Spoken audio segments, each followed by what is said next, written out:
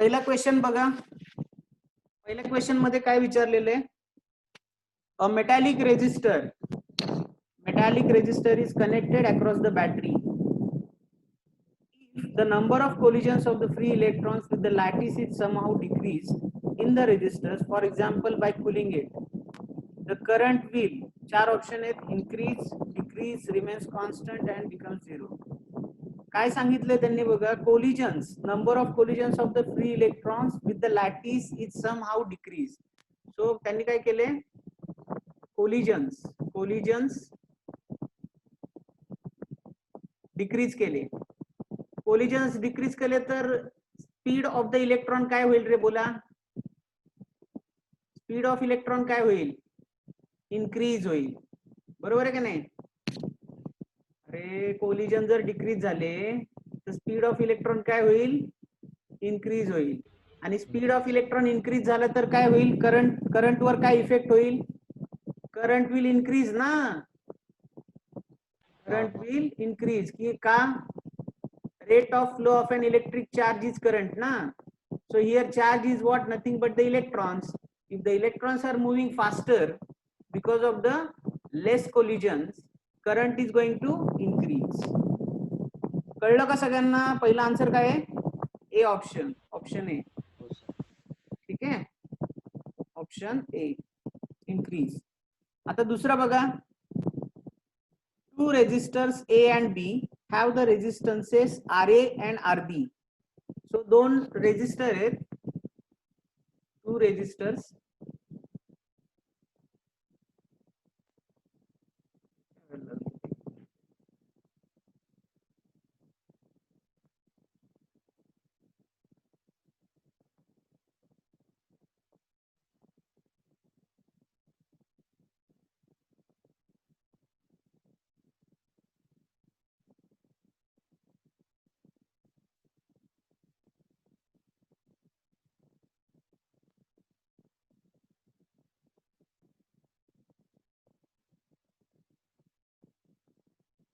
Two resistors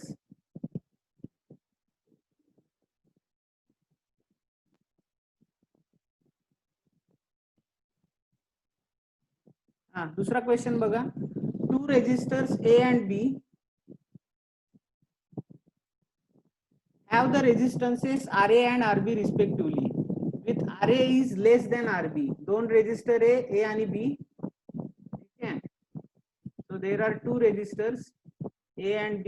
एकाचं resistance काय आहे? कमी आहे दुसऱ्यापेक्षा. So RA is less than RB. Resistance of B conductor is greater than resistance of A conductor. ठीक आहे, the resistivities of their materials are rho A and rho B. म्हणजे त्यांची resistivity काय आहे? ए कंडक्टरची रेजिस्टिव्हिटी आहे रो ए आणि याची आहे रो बी. तर तुम्हाला चार ऑप्शन दिलेत बघा, whether rho A is greater than rho B, rho A is equals to rho B, rho A is less than rho B, और the information is not sufficient to find the relation between rho A and rho B. बघा, resistance आणि resistivity याच्यामधलं relation काय आहे रे? Resistance is equals to rho L by A. बरोबर आहे का नाही? सो ए साठी काय येणार? R A is equals to rho A L by A. Okay, आता हे डायमेन्शन्स कोणाचे आहेत? ए कंडक्टरचे असणार. आता similarly if I write for the conductor B, it will be R B is equals to rho B L by ए.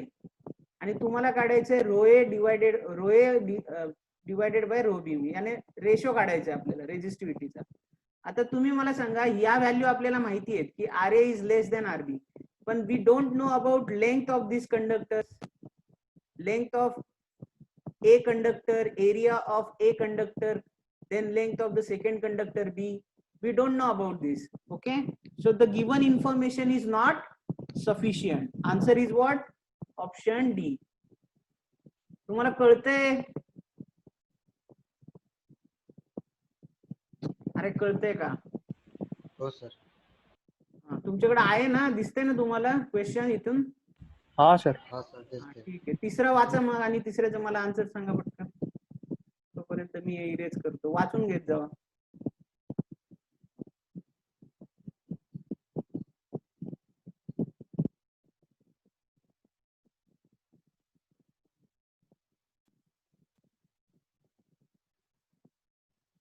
तिसरं काय आहे? The product of the resistivity and conductivity of the cylindrical conductor depends upon. काय सांगितलंय बघा, resistivity आणि conductivity. Resistivity म्हणजे काय असतं रे? सिम्बॉल बोला, आताच बघितलं ना, रेझिस्टिव्हिटी रो इंटू 1 कंडक्टिव्हिटी म्हणजे काय? सिग्मा.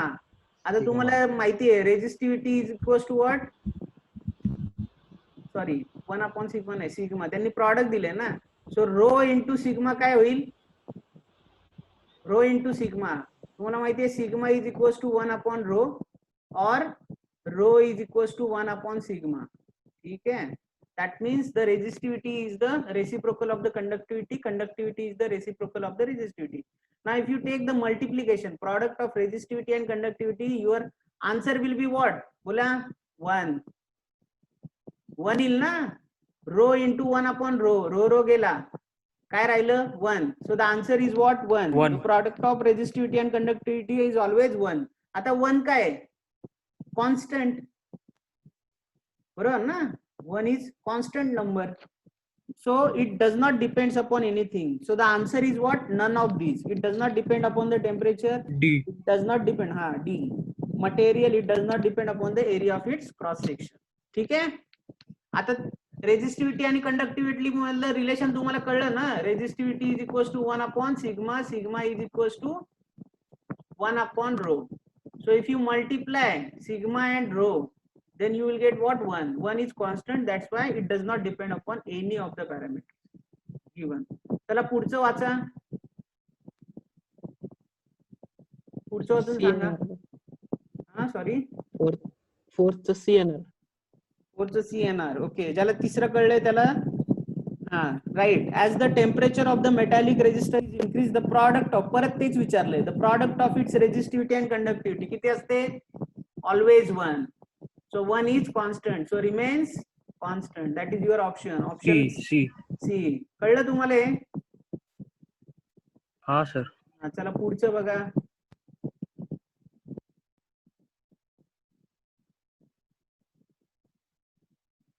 पुढचं बघा काय आहे त्याच्यामध्ये.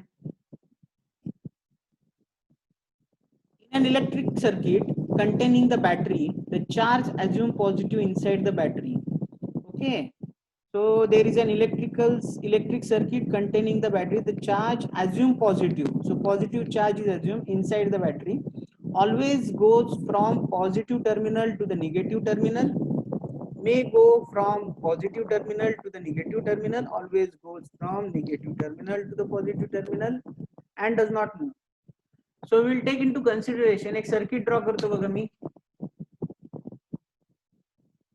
Let us draw the circuit. Okay. So suppose there is a battery. A battery. Okay. So we have connected across some wire or conductor, you can say. Okay. So this is the battery. आता या बॅटरीच्या positive टर्मिनलला charge कोणता असेल? Positive charge. Okay. This will be considered as a positive charge. हा असा flow होईल, असा इकडून इथपर्यंत असा फ्लो होईल. करेक्ट. सो इथपर्यंत येईल. So inside the battery it will flow from negative to positive. बरोबर आहे का नाही? अरे पॉझिटिव्ह चार्जचा फ्लो इथून सुरू झाला, तो इथपर्यंत आला. इथपर्यंत आल्यानंतर तो इथून इकडे जाईल ना आतमध्ये. म्हणजे कशापासून गेला? Negative to positive. हे कधी झालं? जेव्हा बॅटरी डिस्चार्ज होत होती. ही जेव्हा बॅटरी डिस्चार्ज होते, करंट पास करते ना बॅटरी. बॅटरी जेव्हा करंट पास करते तेव्हा काय? डिस्चार्जिंग. आता सपोज दुसऱ्या केसमध्ये बघा, एक बॅटरी आहे सपोज. ठीक आहे. त्याच्या अक्रॉस मी काय केलं? दुसरी बॅटरी लावली इथं. त्याच्या अक्रॉस मी दुसरी बॅटरी लावली. सो याचं व्होल्टेज आहे 5 व्होल्टची बॅटरी आहे आणि मी याच्यापेक्षा जास्त स्ट्रॉंग 10 व्होल्टची बॅटरी लावली. आता ही बॅटरी डिस्चार्ज नाही होईल, चार्ज होईल, उलट होईल, कारण की याचं व्होल्टेज जास्त आहे. So the positive charge will flow from what? This end to this end. So in this case it will flow from positive to negative. So आता तुम्हाला पिक्चर क्लिअर झाला का? जेव्हा बॅटरीचं डिस्चार्जिंग होत असतं तेव्हा charge always flow from negative to the positive, आणि जेव्हा बॅटरी चार्ज होत असते by the use of the another battery, then in that case the charge may go from positive to negative. So both of these cases are possible. Now you can see the option. Always वाला काय असेल मग? नाही. Always वाली केस कधीही होणार नाही. So your correct option is what? May go from positive terminal to the negative terminal. Option B. अरे कळलं का? हा सर. ओके, मे गो. हा सर. ठीक आहे, मे गो. आता पुढचं बघा तुम्ही, पटकन वाचून घ्या.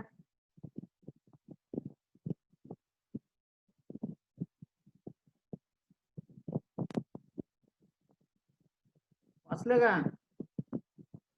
आता एक काम करा, तुम्हीच सांगा मला काहीतरी.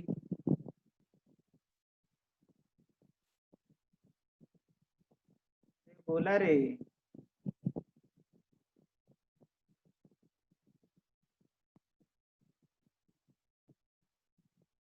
बोला काय राव, तुम्ही काहीच बोलत नाही. A resistor of resistance R is connected to an ideal battery. आता पहिलं मला सांगा आयडियल बॅटरी म्हणजे काय असतं? What do you mean by ideal battery? Ideal battery बोलो. What do you mean by ideal battery? Ideal battery is the battery having the internal resistance 0. ज्याचं internal resistance 0 असतं. ठीक आहे, त्या बॅटरीला काय म्हणतात? Ideal battery. So it don't have any resistance inside it. ठीक आहे, that battery is known as a ideal battery. If the value of R is decreased, the power dissipated in the resistor will be.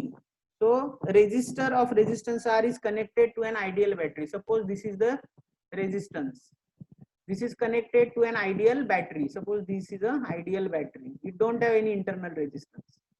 ठीक आहे, आता याच्या across voltage किती आहे रे बाबांनो? Let us consider that voltage as a V. That voltage is nothing but what? The EMF of the battery. एवढा असणार ना? आता त्यांनी काय विचारले बघा, the power dissipated in the resistor will be. आता जेव्हा व्होल्टेज, इथे काय आहे? व्होल्टेज कॉन्स्टंट आहे. ओके, सो पॉवरचा फॉर्म्युला कोणता वापरणार तुम्ही? पॉवर म्हणजे काय रे बाबा? VI. ओके, VI म्हणजे power. So if the voltage is constant we have to use the formula V square by R. अरे बरोबर आहे का नाही? जेव्हा करंट कॉन्स्टंट असतो तेव्हा काय लिहितो आपण? I square R. हे कसं आलं? VI पासूनच आलं. ओम्स लॉ काय सांगतो? V is equals to IR और I is equals to V by R. ठीक आहे, आता पॉवर काय? VI. इथे मी जर I V च्या स्वरूपात लिहिला, म्हणजे I च्या जागी मी काय लिहिलं? V बाय R, तर हे काय होईल? V square by R. आणि V च्या जागी जर मी लिहिलं IR, तर ते काय होईल? I square R. तुम्हाला कळलंय? पॉवरची किती फॉर्म्युले? 2 फॉर्म्युले. हा सर. आता बघा, इथे कोणता फॉर्म्युला तुम्ही वापरणार? या दोघांपैकी कोणता? हा. तुम्ही हा फॉर्म्युला इथे वापरू शकता, पण नंतर तुम्हाला परत कॅल्क्युलेशन करत बसावं लागेल. तुम्हाला फायनली हाच फॉर्म्युला मिळणार, कारण की इथे व्होल्टेज कॉन्स्टंट आहे ना. So P is equals to V square by R. Now here V is what? Epsilon, EMF, right? So epsilon square by R. Now epsilon is what? Constant. सही है क्या नहीं? Epsilon is constant. So power is inversely proportional to what? R. तर याच्यावरनं तुमचं conclusion काय होणार बाबा? जर R डिक्रीज झालं तर पॉवर काय होईल? इन्क्रीज. कळलं का तुम्हाला? अरे कळलंय तुम्हाला? लिहून घ्या, लिहून घ्या. त्यांना माहिती नाही त्यांनी लिहून घ्या रे पटकन. मी थांबतो थोडा वेळ वाटलं. You write it.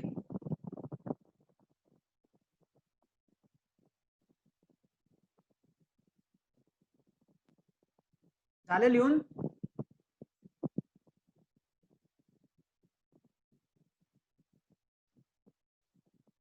झालं का? चला इरेज करतो रे. ठीक आहे, आयडियल बॅटरी म्हणजे R इज इक्वल टू 0. बाकी पॉवरचा फॉर्म्युला म्हणजे VI असतो. जेव्हा व्होल्टेज कॉन्स्टंट असतं तेव्हा V स्क्वेअर बाय R. जेव्हा करंट कॉन्स्टंट असेल तेव्हा I स्क्वेअर R. ठीक आहे. करंट कधी कॉन्स्टंट असेल, सिरीज मध्ये असेल तर. ओके, म्हणजे if you attach a battery in series with the resistance, then in that case the current will be constant. Here we have attached it in parallel manner, that is across it. ठीक आहे. आता पुढचा question बघा रे, 7th वाला. The current passes through the resistor. Let K1 and K2 represents the average kinetic energy of the conduction electrons and the metal ions respectively. Okay. एक resistor आहे बघा, suppose this is the resistor. हा resistor आहे, ठीक आहे. This is the resistor. त्याच्यामधनं आपण काय सोडला रे बाबांनो? करंट सोडला. Okay. Let K1 and K2 represents the average kinetic energy of the conduction electrons. आता करंट पास केल्या म्हणजे इलेक्ट्रॉन पळणार का नाही पळणार? बोला. अरे करंट पास केल्यावर इलेक्ट्रॉन पळतात का नाही पळत? पळतात ना. पळतात का नाही पळत? पळतात. ठीक आहे. पण मेटल आयन्स पळतात का रे? मेटलचे जे आयन असतात ते पळतात का?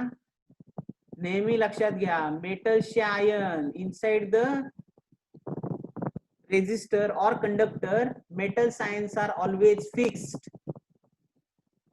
ऑलवेज फिक्स्ड म्हणजे त्यांची कायनेटिक एनर्जी किती असेल? बोला. फिक्स असेल तर कायनेटिक एनर्जी मेटल आयन्सची किती असेल? 0 असेल. 0. कायनेटिक एनर्जी कोणाची जास्त असेल? इलेक्ट्रॉनची असेल. Electron. So your option is Electron. what? K1 is greater than K2. Kinetic energy of electrons is always greater than metal ions.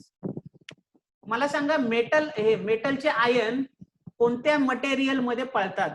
Electrolyte ऐकले का केमिस्ट्री मध्ये? इलेक्ट्रोलाइट. हा सर, हा. इलेक्ट्रोलाइट मध्ये जे आयन्स असतात ना ते पळतात. They are having kinetic energy. So ions will be having kinetic energy only in case of the electrolyte, not in case of the metals. Okay, or inside the conductor. ठीक आहे, कळलं तुम्हाला हे? So your correct option is what? C. आता 8th वाला बघा. Two resistors R and 2R are connected in series in an electrical circuit. The thermal energy developed in R and 2R are in the ratio. They are connected in which manner? बोला. Series ना. मग series. हा, मग series मध्ये असतील तर काय? Power, पहिली पॉवर काढून घ्या. पॉवर वरून थर्मल एनर्जी काढू आपण by considering the time equal. पॉवरचा फॉर्म्युला काय आहे? आताच बघितलं ना रे. तरी बोला रे. पॉवरचा फॉर्म्युला VI. VI. ओके. अरे पण इथे कोणता फॉर्म्युला वापरणार? इथे कोणता फॉर्म्युला वापरणार मित्रा? बघा, 2 resistors. ठीक आहे. 2 resistors R and 2R. They are connected in which manner? Series. Series मध्ये काय कॉन्स्टंट असतं? बोला. करंट. काय? हा, करंट कॉन्स्टंट असतो. करंट कॉन्स्टंट असेल तर पॉवरचा फॉर्म्युला बोला. I²R. बरोबर आहे? बरोबर आहे का नाही? म्हणजे जर मी P1 लिहिलं तर मला काय लिहावं लागेल? I²R1. आणि P2 लिहिलं तर मला काय लिहावं लागेल? I²R2. आता इथं काय दिलंय? R1 is equals to R आणि R2 इज इक्वल्स टू किती दिले? 2 times R. तो जर मी पॉवरचा रेशो घेतला P1/P2 तर माझा रेशो किती येईल बाबांनो? I तर कॅन्सल होईल ना. R1 is R, R2 is 2R, so it is 1/2. ठीक आहे. Now this power is nothing but the thermal energy. If you multiply this power by time for both of this conductors will be same. So if you multiply it with the time, you will get what? Thermal energy. So ratio of thermal energy is also 1:2. Your answer is what? 1:2. Option A. ठीक आहे. अरे कळलं का तुम्हाला? Power is work upon time असतं ना रे बाबांनो. Power is work upon time. Work is equivalent to energy असतं ना रे. सो मला थर्मल एनर्जी विचारले त्यांनी. मग थर्मल एनर्जी काय असणार? पीटी असणार का नाही? मग जो टाइम आहे दोन्ही कंडक्टर मधनं करंट फ्लो होते तो तर त्यांनी काहीच दिलं नाही, त्याच्याबद्दल काही मेन्शनच केलं नाही. So we have to take that time constant. Okay, if you take it constant, if you multiply with the power P1 and P2 by T, you will get the ratio same. That is 1:2. So power चा जो ratio असेल तोच thermal एनर्जीचा ratio असेल. ठीक आहे. Okay, 9th वाले बघा. 9th वाले मध्ये आता कसं कनेक्ट केले त्यांनी, पॅरलल मध्ये. ओके, पॅरलल मध्ये फॉर्म्युला काय होणार बोला, काय कॉन्स्टंट असणार? Can you repeat this exercise for the power? V. Volt बरोबर. टेज. मग आपलं काय इक्वेशन काय येईल बोला, पॉवरचं इक्वेशन काढा आणि टाइमने मल्टिप्लाय करा. Sir V square by R येणार ना. सही बात, V square by R. So I can write what? हा, इथं काय येणार, P1 is equals to V square by बोला R1, P2 R. V square by R2. आता R1 म्हणजे हा आहे, R2 म्हणजे हा आहे, म्हणजे मी P1 by P2 केले तर काय होईल रे बोला, R2 by R1 होईल का नाही? V तर कॅन्सल होईल ना, R2 by R1 होईल. R2 by R1 म्हणजे काय, 2R by R. म्हणजे रेशो किती यायला पाहिजे, 2:1. याला टाइमने मल्टिप्लाय करायचे म्हणजे काय, थर्मल एनर्जी. तेच येतं म्हणजे रेशो पॉवरचा आणि जो येणार तोच थर्मल एनर्जीचा. 2:1. 2:1 ऑप्शन इज बी. क्लिअर? कळतंय तुम्हाला? आता 10th वाले बघा, 10th वाला आता तुम्ही जरा विचार करा रे. मी आता 9 सोडवले ना, आता तुम्ही जरा विचार करा काय हे इरेज करू का रे? सोपं तर आहे. त्याला इरेज. हा सर.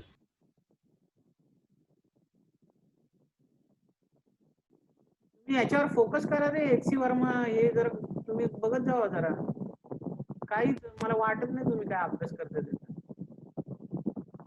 ठीक आहे, आपल्याला वेळ मिळाला तर नंतर मग आपण सगळं HCV पण सोडू.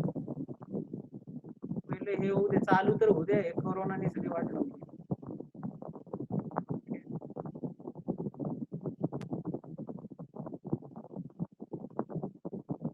चलो, अरे बोला रे, काहीच नाही बोलत राव तुम्ही. तुम्हाला म्हणतो बोला तर तुम्ही काहीच नाही बोलत. Uniform wire of resistance 50 ohm. एक युनिफॉर्म वायर आहे जिचं रेजिस्टन्स किती आहे बाबांनो, 50 ओहम. 50 ओहम. वायरचं टोटल रेजिस्टन्स कितना, 50. ठीक है, अभी देखो. पुढे काय दिले, it's cut into 5 equal parts.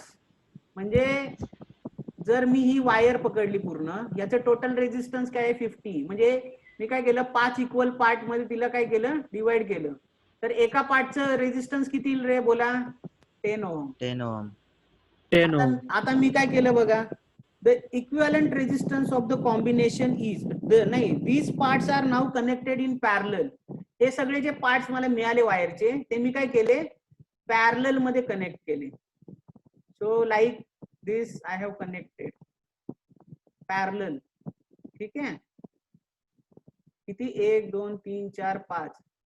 ठीक आहे, so this is what 10 ohm, this is 10 ohm, 10 ohm. असे मी 5ही जे वायरचे पार्ट होते ते काय केले, पॅरलल मॅनर मध्ये कनेक्ट केले. सो आर इक्विव्हॅलंट कसं फाइंड आउट करणार बोला, 1/10 plus 1/10 plus 1/10 plus 1/10 plus 1/10 plus 1/10. म्हणजे आर इक्विव्हॅलंट 10 बाय किती येणार, 5. म्हणजे किती येणार, 2 ओहम. येणार का नाही? अरे हे ऍड करणार ना आपण, 5/10 होणार. ह्याचा उलटा करायचं, 10/5. ठीक, कळलं का? हा सर. 11th वालं बघा, 11. Consider the following 2 statements. आता याचं उत्तर तुम्ही देणार, आपण सोडवले. स्टेट बोर्डाच्या पुस्तकातच प्रश्न होता. Kirchhoff junction law follows from conservation of charge whether it is true? बोला रे. Yes yes yes. Yes obviously. आपण एक एमसीक्यूज मध्ये एक दिले ना आन्सर याचं, आठवलं का? पहिलेच MCQ. बरोबर, पहिलंच एमसीक्यू. आता दुसरं बघा काय, Kirchhoff loop law follows the conservation of nature of electric field. बोला. Conservation of nature of electric field means what?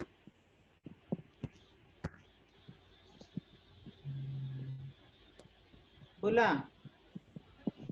त्याचा अर्थ असा होतो की what ever the work done it is independent of the path. Okay, so it is also true. Conservation of nature of electric field. So it does not depends upon the nature, but it depends upon the. आपण loop घेतो ना रे बाबा, असं आपण close loop घेतो ना. Close loop म्हणजे काय, इनिशियल आणि फायनल पॉइंट काय असतो, सेम असतो. आणि आपण काय म्हणतो की पोटेन्शियलचा ड्रॉप किती आहे, पोटेन्शियलचा चेंज किती आहे अक्रॉस द क्लोज लूप, 0. म्हणजे तुम्ही फिरून फिरून भोपळे चौकात आले परत, तर तुम्ही हे किती केलं, वर्क किती केलं, 0 केलं, असं त्याचं म्हणणं आहे. मग तुम्ही कसं पण या, लूप असं पण असू शकतं, कसं पण असू शकतं, असं असू शकतं लूप. लूप हे बघा, हे असं असू शकतं. ठीक आहे, हे एक लूप झालं, हा स्टार्टिंग आणि एंड पॉइंट झाला. आता मी काय केलं, मी असं केलं लूप. स्टार्टिंग आणि एंड पॉइंट काय झालं, सेमच झालं का नाही. त्याच्यानंतर हे असं केलं, काय झालं, सेमच झाला. सो जर स्टार्टिंग आणि एंड पॉइंट असेल, that means what, it is independent of the path followed. Independent law of conservative nature of field means it does not depends upon the path, it depends upon the initial and final condition. ठीक है, so both are correct. That is your option A. Option A is correct. ठीक है. आता 12 वाले बघा. 12 बघा रे, अरे 2 non ideal batteries. आता पहिलं मला सांगा, आयडियल आणि नॉन आयडियल बॅटरी मधला फरक काय. आयडियल बॅटरी मध्ये काय असतं, इंटरनल रेजिस्टन्स 0 असतं, 0. नॉन आयडियल म्हणजे काहीतरी असणार आहे. नॉन आयडियल म्हणजे, हेलो सर. हा बोल. आज का वो देखो ना, अटेंडेंस इतने कम बच्चे कैसे. अरे तुम टेंशन काय को लेते हो, जो आएंगे उनका स्वागत है, जो नहीं आएंगे उनका भी स्वागत है. पर इतने कम तो आज तक नहीं देखे. अरे ये जो इंटरेस्टेड बच्चे वही बच्चे हैं, तुम टेंशन मत लो. ठीक है, ये एक्चुअली HCV चालू किया ना हमने, ये इनको ये एलर्जी है उससे, इसलिए भाग गए हो. ठीक है, ऐसा समझने का. ठीक है, तुमको सॉल्व करना है ना भाई, तुमको करना है कि नहीं. हाँ सर. हाँ, छोड़ दो ना बाकी लोगों का. हाँ सर. क्या करने का अपने को, जो आया उसका भी स्वागत है, जो नहीं आया उसका डबल स्वागत है. ठीक है. Non ideal batteries. ठीक, नॉन आइडियल बैटरीज यानी बोलो जिस बैटरी का इंटरनल रेजिस्टेंस रहता है. सो यहाँ पे क्या है, the equal two non-ideal batteries are connected in series. Consider the following statements. The equivalent EMF is larger than either of the two EMFs. यानी suppose ये एक बैटरी, ये another battery, if you connect it, इसका एक suppose ये है EMF, इसका EMF ये है, internal resistance R1, इसका R2, तो epsilon equivalent और equivalent EMF will be series में होगा तो कैसे रहता है रे, greater रहता ना. So epsilon equivalent is greater than epsilon 1 as well as epsilon 2. दोनों से बड़ा होगा कि नहीं. अगर इसका वैल्यू 4 होगा, इसका 6 होगा, तो इसका 10 होगा. तो 10 is always greater than 4, 10 is always greater than 6. ठीक है. और इंटरनल रेजिस्टेंस देखो, दूसरा जो बोला है, क्या बोला है, the equivalent internal resistance is smaller than the either of the two internal resistance. ये तो गलत है. इंटरनल रेजिस्टेंस कैसे दिया जाता है, जब बैटरीज और सेल्स भी आर कनेक्टेड इन सीरीज. बोलो R1 प्लस R2 दिया जाएगा ना, तो R equivalent will be greater than R1, R equivalent will be greater than R2. But यहाँ पे क्या बोला है देखो, the equivalent internal resistance is smaller than either of the two internal resistance. यानी ये बोल रहे हैं कि R इक्विवेलेंट R1 से छोटा है और R2 से भी छोटा है, ऐसा है क्या? नहीं है। यानी कौन सा आंसर होगा? बोलो। A is correct, B is not correct. Answer is what? B. Okay, B is the answer. हाँ सर 13 वाला देखो, 13 वाला तुम ही आंसर दे दो मेरे को। अभी उन्होंने सीरीज का कैसे, सीरीज के बजाय क्या दिया है? पैरेलल कॉम्बिनेशन दिया है। पैरेलल कॉम्बिनेशन के लिए इक्विवेलेंट ईएमएफ का फॉर्मूला बोलो फटाक से। अगर नहीं आया ना तो इसका मतलब आप पढ़ाई नहीं कर रहे हैं। बोलो, जैसे ये बताया मैंने सीरीज के लिए, पैरेलल के लिए फॉर्मूला बोलो। कौन बोलेगा? R1 R2 अपॉन क्या बात कर रहे हैं यार, मैं ईएमएफ का फॉर्मूला यूज पूछ रहा हूँ, EMF क्या? इक्विवेलेंट ईएमएफ पूछ रहा हूँ मैं। तुम R1 किए जा रहे हो। हाँ बोलो, अरे बोलो रे भाई। यार तुम्हाला स्क्रीन दिसते नाही? हॅलो सर क्वेश्चन नाही दिसत आहे हाँ 13. सर क्वेश्चन, हा क्वेश्चन नाही, क्वेश्चन अरे इथे नाही आहे रे बाबा, मी ते स्क्रीन दिसते सर. स्क्रीन दिसते, मी सोडवताना दिसतंय ना? हा हा. मग ठीक आहे, आम्हाला आन्सर सांगायचं ऍप्सिलॉन इक्विव्हॅलेंट. अरे पॅरलल कॉम्बिनेशन मध्ये जेव्हा आपण सेल्स कनेक्ट करतो तेव्हा ऍप्सिलॉन इक्विव्हॅलेंट ची व्हॅल्यू किती असते? अरे काय माणसं रे तुम्ही. अरे summation epsilon by R divided by summation 1 by R, भूल गए क्या? हाँ यानी क्या? Epsilon 1 divided by R1 plus epsilon 2 divided by R2 हाँ सर, डिवाइडेड डेरिवेशन क्या था? By 1 upon R1 plus 1 upon R2। इस केस में ये अपना क्या हो गया फॉर्मूला? एप्सिलॉन इक्विवेलेंट का फॉर्मूला हो गया। ठीक है, हाँ सर. राव तुम्ही आता एक काम करा बघा, लेस दॅन 1 मिनिट राहिलं माझ्याकडे, आता 13 पर्यंत आलोय मी, तर आपण उद्या 13 पासून चालू करणार। तुम्ही जरा इंटरेस्ट घेऊन सोडवायचा प्रयत्न करा तुमच्या लेवलला. ओके, हो sir tomorrow I will ask you from 13 to 16 I will ask you, then we will solve objective 2. ठीक आहे, तो टुमारो वी विल हाँ सर कम्प्लीट दिस, आणि नंतर मग बघू काय करायचं। हे घेतल्यानंतर काय घ्यायचं आपल्याला? Wave optics, right? गेलं